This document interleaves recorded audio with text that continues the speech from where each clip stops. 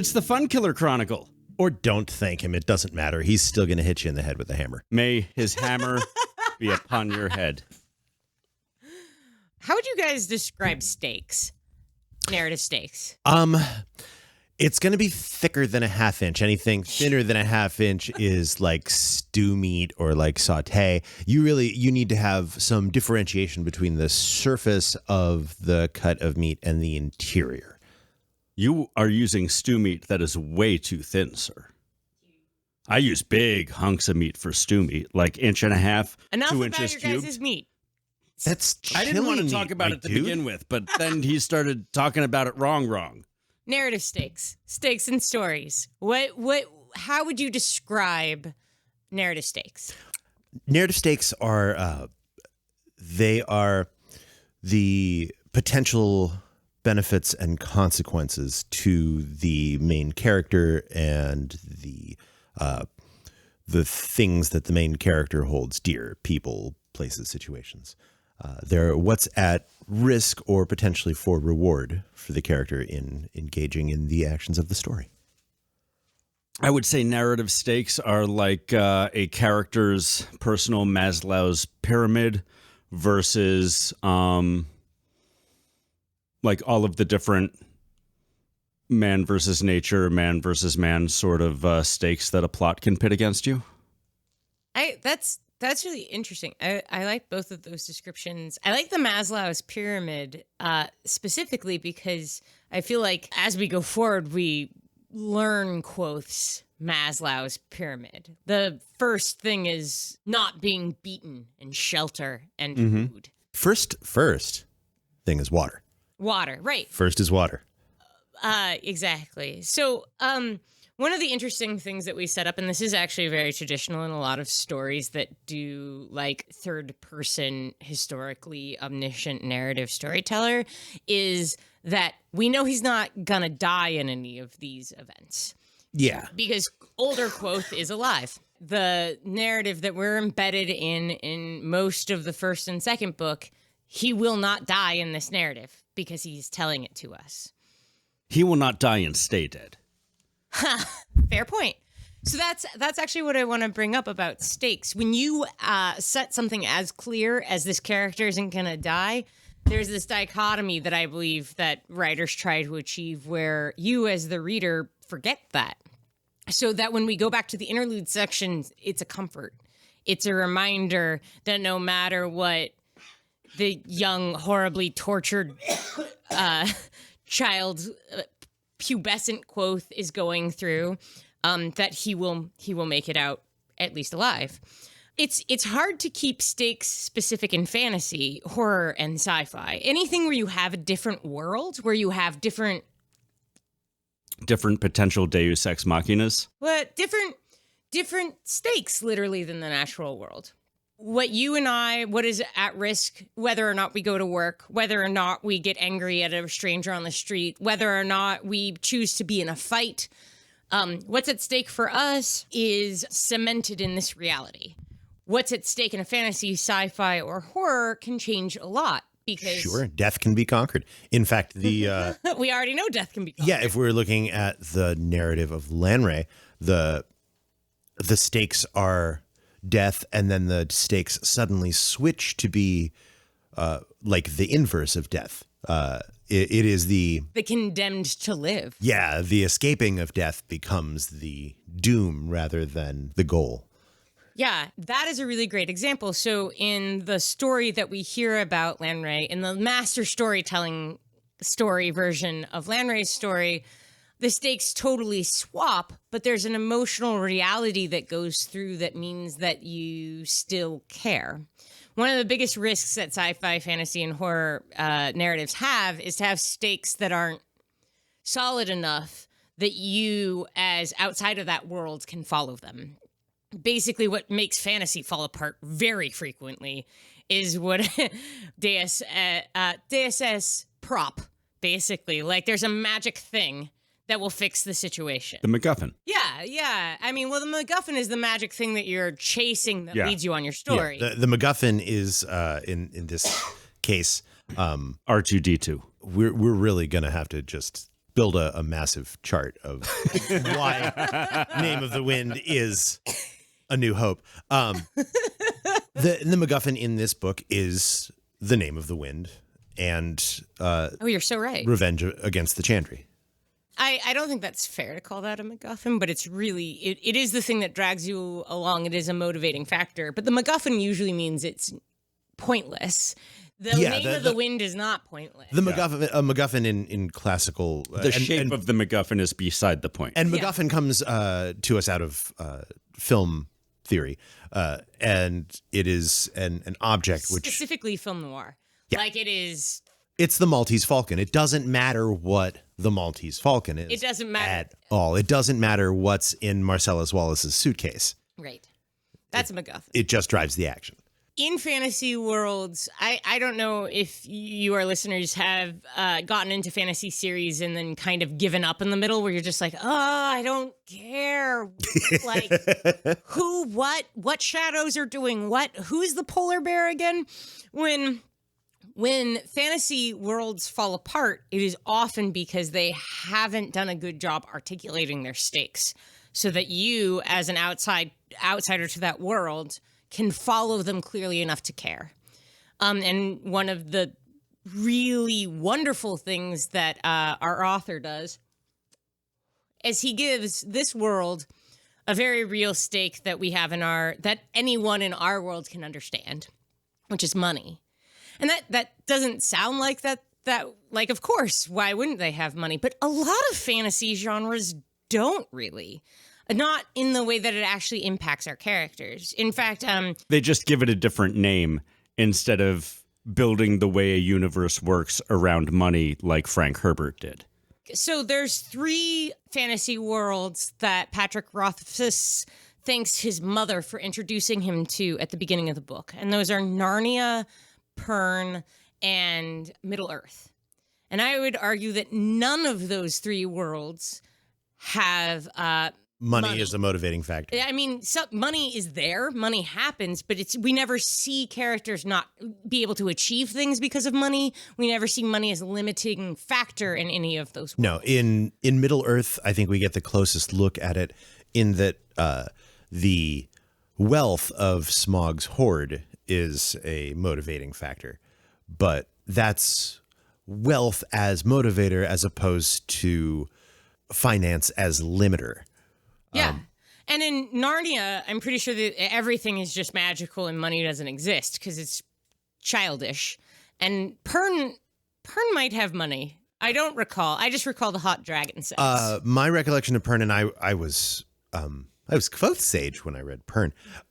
This is the Dragon Riders of Pern, if you don't know these books. By Ian McCaffrey, a eventual sci-fi series masquerading as fantasy. I never even got to that turn. I think I read the first book, maybe the first 2 books. You didn't. But Pern is if I recall correctly, a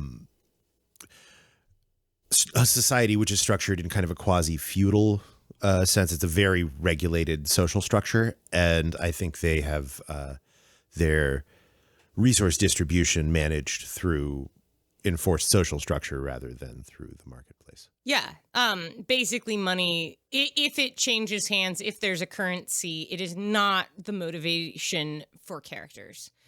Not like in Steinbeck. Right. So what this really struck me, and maybe it doesn't hurt that I listened to the King Killer Chronicle for the first time, like as I was in my first years out of grad school and really juggling my ability to feed myself and pay my bills at all at the same time. In San Francisco. Yeah. And that was something, the stakes of real money, that money has value, and that our main character needs to be motivated by money in order to survive. In order to get anything he wants, he has to focus on how to handle money, which is so immediately grounding for our world and for us understanding those stakes. The book that it reminds me of most in that regard is not even a work of fantasy fiction. It's a work of historical fiction, and it's The Three Musketeers.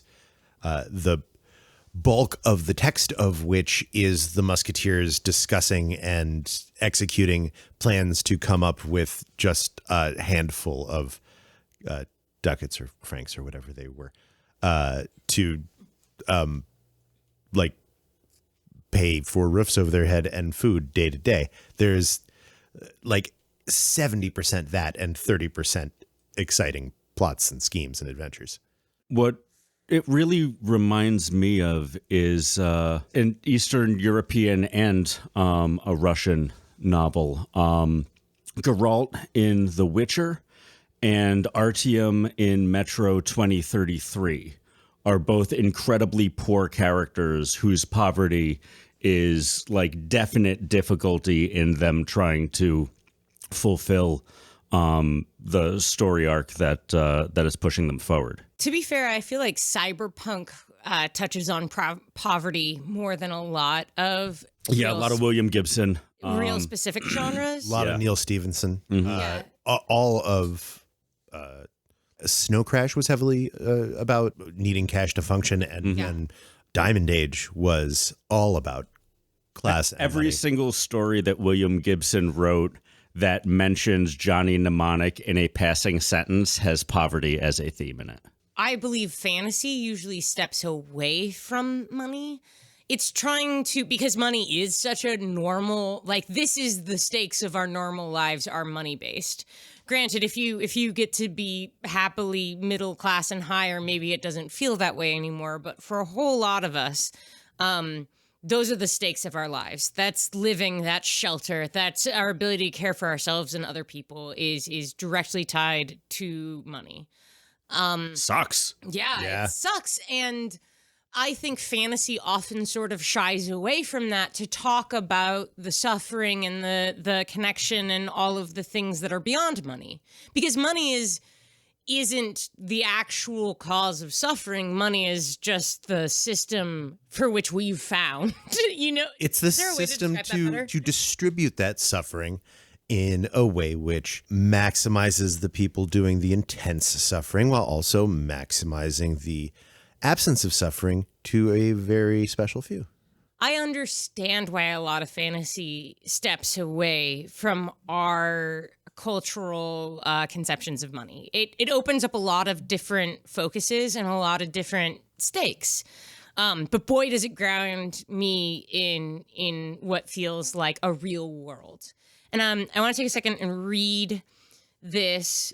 This is the first time we not only see a talent, this is the first time we hear what a talent is, basically. This is after Quoth is beaten the most severely that we've seen him beaten thus far by the security guard from Hillside, the Pinkerton. What would we call? Oh yeah, Pinkerton. Let's call him a Pinkerton. Yeah. That's fine. Pinkerton or freelance Pinkerton. Yeah. Like, who knows how directed they are against the proletariat? So Quoth is beaten very severely, and it's on this big, what did you call it, D-Day? We're on Christmas Mardi Gras, Lent. Specifically Fat Tuesday, but 10,000 Demon Fat Tuesday Easter Christmas. Krampustag.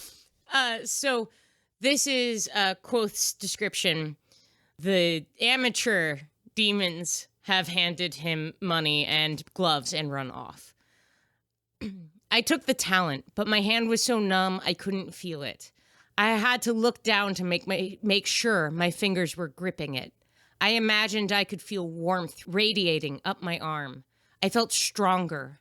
I grinned at the man in the black mask. And I wanted to point this out because money has a lot of the same aspects of magic itself.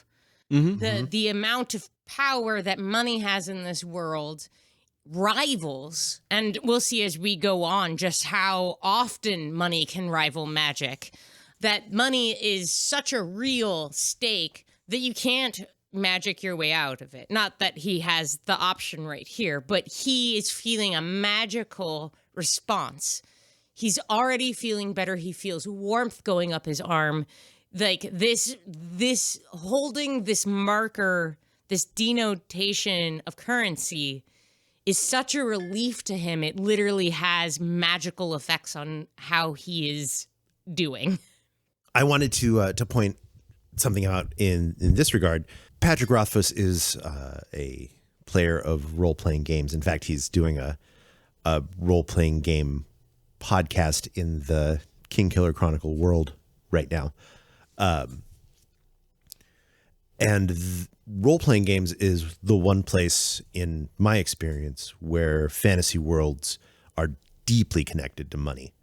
The entire function of characters in most role-playing games, the generic activity of a character in a role-playing game is adventuring, which basically means going and finding things to do that will get you money so you don't die. Yeah, grinding for money and experience. Mm-hmm. Actually, usually more money than experience. The experience comes as a necessary consequence, but money is a must. You can't do anything if you don't have money. You'll run out of food and die. That's funny. I hadn't thought of D&D, of role-playing as like a primary source of money-based like systems in fantasy.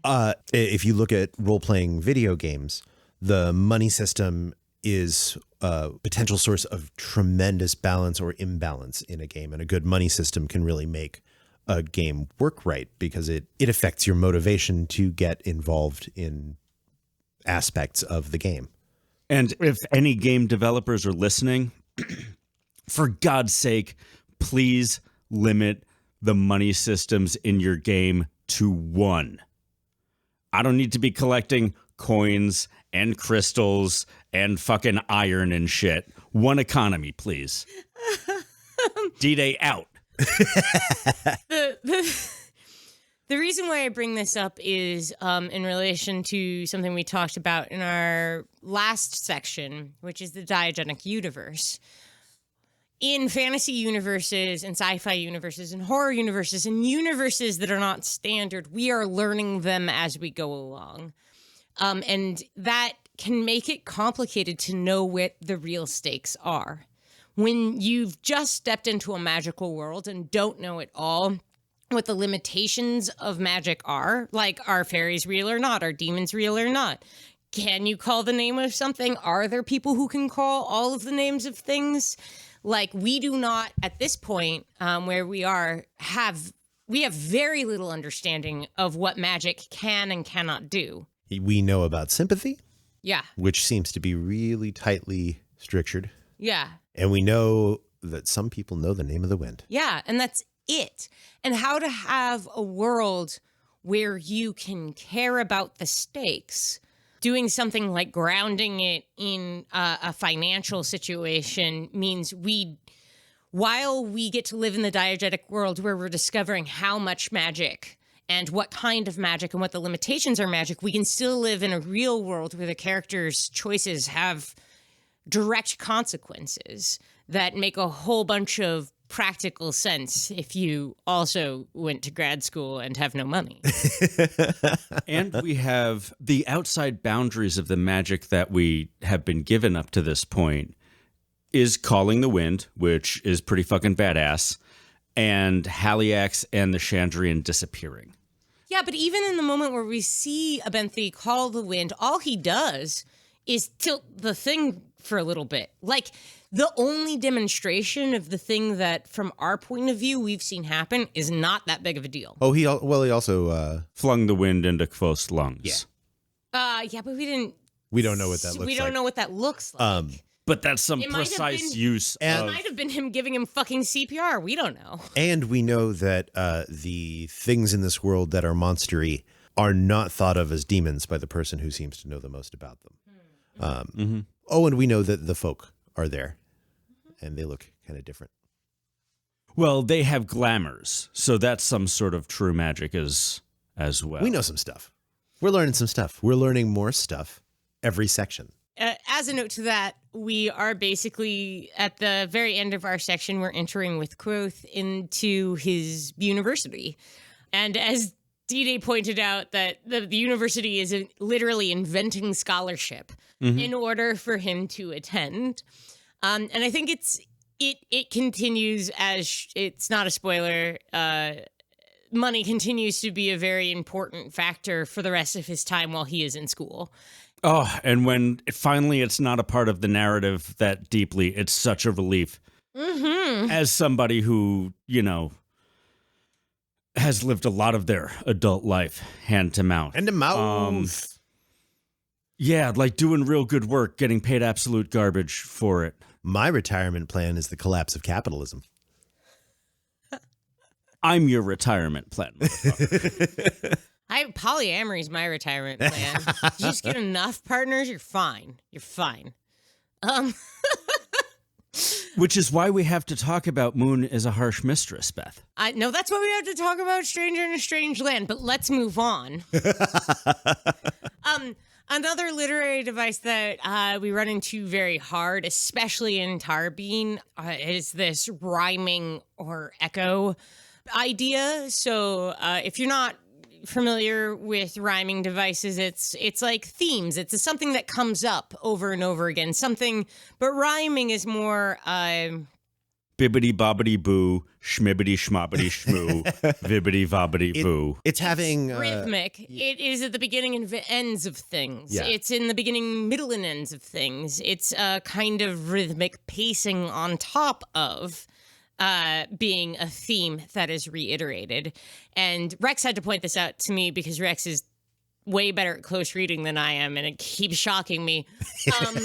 That one of the big rhyming ideas in the Tarbeen sequence is orthodoxy versus heresy. It's a question of religiosity. Mm-hmm. And we see that in Quoth's first Tarbeen beating with Pike. He only gets away, and he only gets as far as he does because there's someone in Pike's gang that's fighting with someone else in Pike's gang about what is cool or not cool to say about Telu. Yeah, about basically using the Lord's name in vain. Don't swear. I'll gut you if you swear.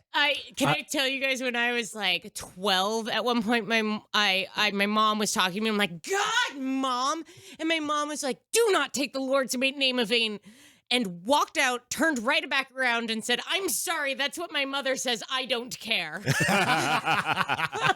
Yeah, that shit is hardwired. Yeah, it really is. Yeah, and nobody taught me that like blasphemy was wrong. It's not. Right. So we know by this cultural complex within the narrative that there is a blasphemous thing to say. Like that you can, we hear a lot about dirty stuff and dark stuff. And to just be like, Thelu's ass is something that will piss someone off in like a deep religious way, is something that we're kind of learning. Well, I didn't learn it until like the 5th time, and then Rex explained it to me in the moment where Quoth is first getting beat up by Pike's gang. So we have that moment, which is at the very beginning of his time in Tarbeen. And then we have another moment that is literally like the motivation for him to leave. This is the motivation for him to stay and the motivation for him to leave. Mm-hmm. Motivation is hard. It is one of the reasons why he stayed. It's the inciting incident. It's the inciting incident to him staying, and it's the inciting incident to him leaving. And that is when he is in the pub with Scarpy, and Scarpy ends up telling the wrong part of a story in front of a bunch of magisters. Is that their title? No, that's the video game There's we're a playing. justice. God damn it. Yeah. But Divinity 2 is great. They're justice of the Talon. Yeah, so they're some sort of religious figures through the Telu religion, and apparently in the story that Scarpy is telling, and we believe that the heresy is that to put Telu on the same level with other powerful figures from this time period. It's to say that Telu was a man who became an angel as opposed to the creator god who created himself as a man. Yeah, it is to misrepresent Telu within their own religion. Mm-hmm. And this is when we see Scarpy get manhandled and taken out and be the coolest badass ever in that interaction. Love it. Scarpy. Yeah. Oh, I highlighted so much of it. So there's these two rhyming incidents about heredity and orthodoxy. Hereditary. It's a great movie. Oh, yeah. It's all right. It's not as good as Midsommar. Midsommar is an excitingly good movie. Midsommar is almost a perfect movie.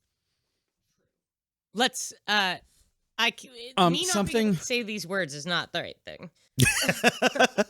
There's actually quite a bit of mirroring in the entire piece of Tarbine. It's a really, to my close reading, deliberately structured set of experiences. It starts with an act of kindness by a pair of humans. It's center pointed by an act of kindness by a pair of humans, and then it ends with an act of kindness by a pair of humans. It has a pair of extremely related stories coming exactly at the center point of the narrative, with a very short chapter and a very short interlude in between them.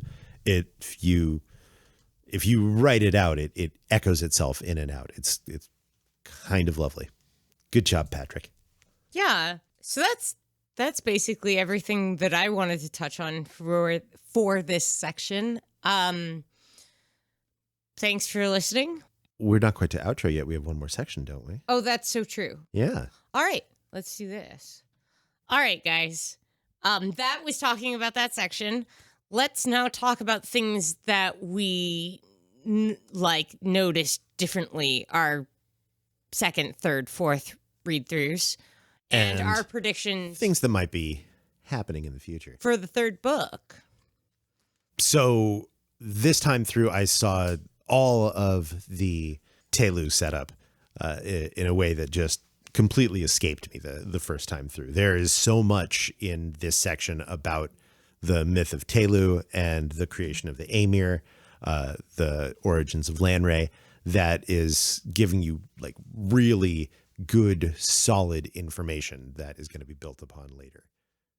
I mean, the whole read through is like that, where I'm like, oh, he was telling it to us all along. Mm-hmm. I feel like I'm having I feel silly. Like, oh, that's why it all makes sense. You've been telegraphing the whole thing. There hasn't been a wasted word, despite the fact that I didn't pick up on it. See, since I read this the first time on vacation, and I read it on my Kindle because I was on vacation, I bookmarked the pages that were at the beginning of those stories and those poems that I thought would be important. And then when something struck me later on in the narrative, I would go back and I would reread those like 2 or 3 children's rhymes or the story, either of the stories about Telu, to try to figure out like where we were in that and how true that situation seems to be. Yeah, I kind of always assumed that there would be some of that, but I had no idea how dense it was. And I was also, my first read through, I was so sad about the Tarbine section that those stories just didn't do anything for me. I was just like, get this kid out of there. I know we're not staying here. Like, can we please get through with him getting constant concussions and beatings? and I think that's a good sign. That's me giving a lot of shits about the character, but I think I numbed over the first time in Tarbine. I was just like, this is going to be the part where he gets hurt all of the time. That's kind of funny because we were talking about this a week or two ago, and I was busy reworking my first section of the book. And then I finally delved into this. And yeah, it's really bad. But when Kvothe is talking to Chronicler in the interlude about how, you know, those concussions, those broken bones, like that's just a thing that happened. That's what that part of my youth was. I've kind of had those same conversations with people when I've recounted some story of like country tussles or shit like that. And they've apologized to me for going through that. And like sometimes that's happened and it's the first time I've realized like, oh, well, Yeah, I suppose that's a source of trauma. There was just so much I didn't think about that specific I one. mean, That is terrible. Oh my God, that's terrible. You're literally calling out the title of that chapter, The Price of Remembering. He is saying to them, hey, this is going to hurt me. Hey, this is going to be fucking hard. Although he's being really stoic and shitty about it, like he comes off. But like that's that interlude between his parents dying and him like surviving in the woods. He like I that interlude at first is to snap you back. It's to remind you he is okay. It's to remind you that he has a sense of humor. He's kind of giving Bash shit, which is the safe haven for relaxing. Like you can just ship those two and not have to worry about too much. And then it shows you that it is definitely not okay. Yeah. It's not okay, but it's not okay when he's by himself. When he's in front of Chronicler and Bast, he is still performing as if he is still narrating the story, as far as I'm concerned. Yeah, He's still being, quote, the bloodless or, quote, the whatever for Chronicler's benefit, I think. Yeah, I just think it's a really smart move, both because you have to constantly be reminding people that Quoth is in this part, that where Quoth is in the narrative. Because if you left it alone for too long and then you went back, you'd be like, who are these people? Why am I here? Like, who is Bask? I remember that a little bit my first read through. I was like, oh, right. We're back at that inn where there's those spiders and shit. Wonder what's happening Oh, there. yeah. He's this guy. He's coding. He's this guy. Another thing I noticed was the first kind of brushes with a thing that is going to happen through all of these books, which is that very trite scenarios from fantasy literature and YA literature and children's literature are going to present themselves and go in a completely different direction than they do stereotypically, while often accomplishing many of the same story beats and usually the same overall arc. And it's a thing that Kvothe will begin to comment on as the storyteller. Later on in the book, he'll say, in the if this were a play about a hero, this is what would happen now. But in fact, here's what happens. And it'll be like almost the same thing, but different in important ways. And we kind of got that here a couple of times in this section. D-Day referred to the wilderness section as the My Side of the Mountain bit. And My Side of the Mountain and Hatchet and those kind of kids in the wilderness stories are always about kids finding their own inner resources. One with the lady, the island of dolphins, Dolphin Island. Oh, Isle of the Blue Dolphin? Yeah. Yeah. They're basically Robinson Crusoe stories. They're like, here's With children. Here's how I, a person of civilization, learned how to be a savage. This is not that. This is how I went to sleep one night Yeah. and woke up being great at everything still. how I had already learned everything I needed to know to cope with the loss of everything I knew. And then in Tarbine, Man, that sounds like a bad acid trip. Redheaded potential magic stepchild. and then in Tarbine, you get not Oliver Twist, like not ever Oliver Twist. Here's all the setup for Oliver Twist, but not Oliver Twist at all. You guys didn't read The Little Princess. This is just a girl thing. Boys don't read The Little Princess. No, is it like a companion book to Little Prince? No, Little Princess is I'm sure it's horribly colonialist now looking back. There's a young woman who lives a life and her father dies and she goes to an orphanage and then you find out and she suffers the most of every child that has ever suffered. But also finds beauty and delight and is warm of heart and lives her life. And then her father actually comes back from the wars in India, I'm going to say. Like I said, it's horribly colonialist. Yeah. And she's rich. It's Oliver Twist. It's every Dickens novel. It's like a child suffers terribly, but don't worry, now they're rich. And that is really not what we get here. We get child comes back to the powers he was already in possession of, and a couple of new ones after spending some rough years on the streets. Do we want to talk about predictions? Yeah, yeah. This is out there. But my current conspiracy theory take on this book is that Kvothe is Telu made flesh, summoned by the Aemir. No, I think Kvothe is a powerful spiritual being that was summoned through So you think ritual magic. Telu from our second story is the accurate Telu, the Telu that is judging for Alphas? Aleph? Ooh, actually, I'm going to leave space there for a third option. If we're so the thing that drives me to this, I have noticed some little things that look kind of like grooming of Kvothe by adults, and in particular, I notice that Scarpy doesn't ever learn Kvothe's name. We have the entirety of their interactions in inside quotation marks, and Kvothe never introduces himself. He has a couple of brief sentences of conversation in the first encounter. He comes in the middle of the story in the second encounter and doesn't speak a word to Scarpy. And Scarpy knows his name in a moment of extreme need. Yes. To let him know to get out. I think that Kvothe is, unfortunately, or maybe delightfully, the chosen one. It explains his weird true red hair despite coming from two dark-haired parents.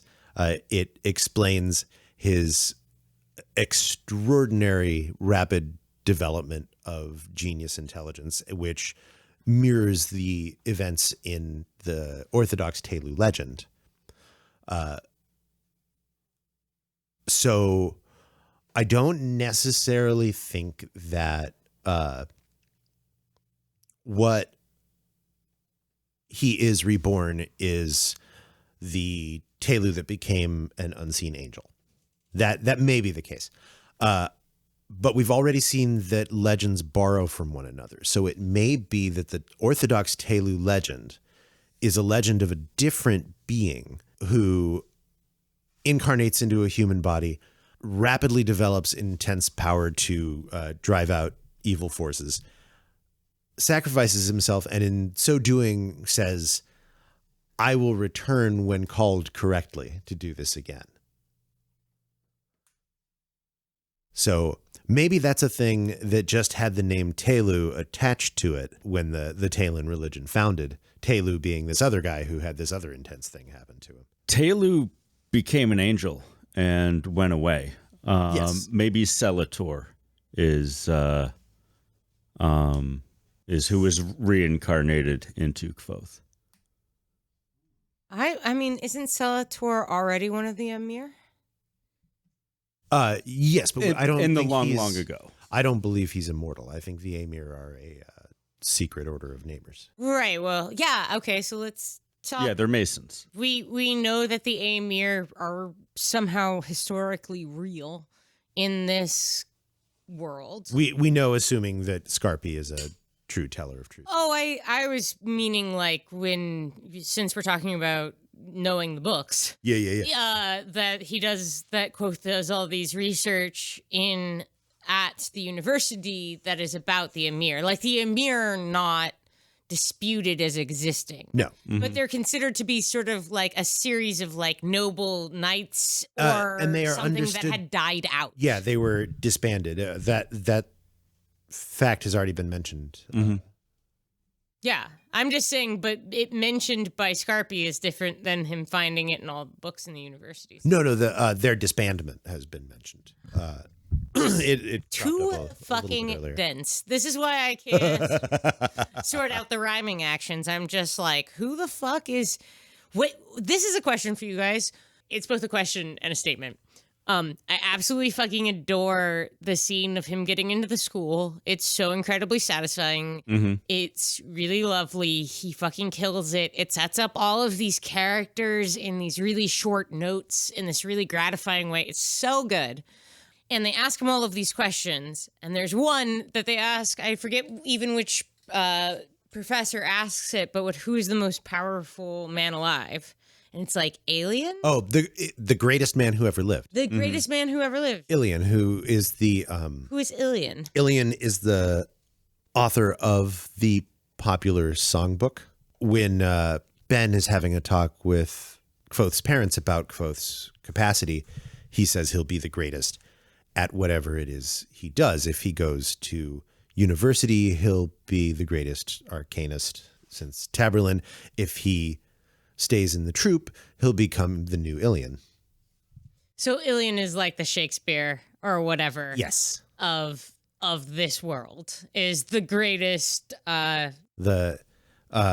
Who's the lute? Oh no, he's a mandolin guy. Dowland. He's the Dowland of this world. D-Day thoughts about questions, speculations about the future, about Doors of Stone. Right, that's the name of the next book. That's the name of the third book. Yeah, I think the Doors of Stone. Well, I mean, we're not at the point where I'll tell you which doors are the Doors of Stone, in my opinion. I think there's just like one big obvious answer there, personally. Yeah. Yeah. Good. Yeah. Well, I mean, then it will remain unsaid. It's the front cover and back cover of the hardbound edition of the book. Please continue. I can't. Keep trying to, and now I'm super distracted. I think that Scarpy is probably the first Amir we see. I tend to agree, though I want to leave space for Lacklith for being the first Amir we see.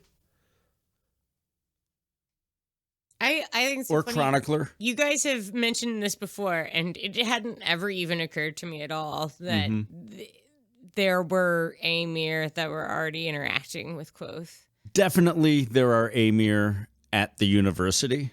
Because, I mean, if you were the Amir, you'd make sure that a couple of the masters were Amir. But yeah, we're about to get into a big old section of a lot of research about the Amir and the Chandrian and about legends. And of it's this Harry world. Potter time. It is Harry Potter time for Quoth. It is Harry Potter time. It's Break Bill's time for. Yeah, sharpen your magician's references. I'm gonna make a right turn there. We're gonna go Break Bills here, even though Quoth is a little young for Break Bills. Yeah, but there's no sex in the university that Quoth knows of. But there's no Quidditch either. Major universities should stop leaning on Quidditch. Here's like, I was a little too old for Harry Potter, but also Quidditch. Quidditch made me just say no. They're like, oh, people are like, oh, you should read these books. They're cute. And I'm like, oh, what they're about? They're like, oh, it's a wizard school. I'm like, oh yeah, and they played polo. There's on also sports. Broomsticks with a magic winged ball, and it's got cute names. And I said, thanks, bye. And went back to waiting for the next Wheel of Time book, I guess, and Philip K. Dick. Doesn't Breitbarts have a Breitbarts. Breitbarts? That's the wrong one. Breitbart? Break bills. Bloomberg. Doesn't Break Bills what? Doesn't Break Bills have a competitive game that wizards play amongst each other? They did, but it was just sort of like wizard dueling. It was like conjuring at each other. Yeah. It had. It was like chess. Yeah. Yeah, with like physical stakes. And no cutesy names. But that's because the Break Bills was like aimed directly at Harry Potter and Narnia. Mm-hmm. Mm-hmm. It is a two-pronged satire. Is it satire? It's got to be satire. It's not parody. No, that is not parody. That is a bunch of real unpleasant people knocking their heads against each other. Unlike this, where like even the real assholes like appreciate how they're being assholes. It's such a relief to watch him run into his friends, and you're like, oh, thank God he has friends. Like, it's funny because we're about to go into the university section, and there's so much drama and so much learning and so much great interpersonal narrative that is in this section. He suffers tremendously in it, and I'm a little bit like, I still don't understand how you suffered more than you did in your childhood. Like, I've been through 2 books, and I haven't seen you suffer like that again. Beth's social pain is real. Just needs to be more flexible in his crashes, and he'll be fine. It's not just them, it's Ambrose. But this is so of the sort of wizarding school. You have a nemesis, and they're a jerk for like no reason, because they just want to be a jerk at you. They're just like, I am of a different social class. I'm gonna stomp on you. Yeah, like, wealthy douche jerk. Yeah. Yeah. Yeah, every story needs some wealthy douche jerk.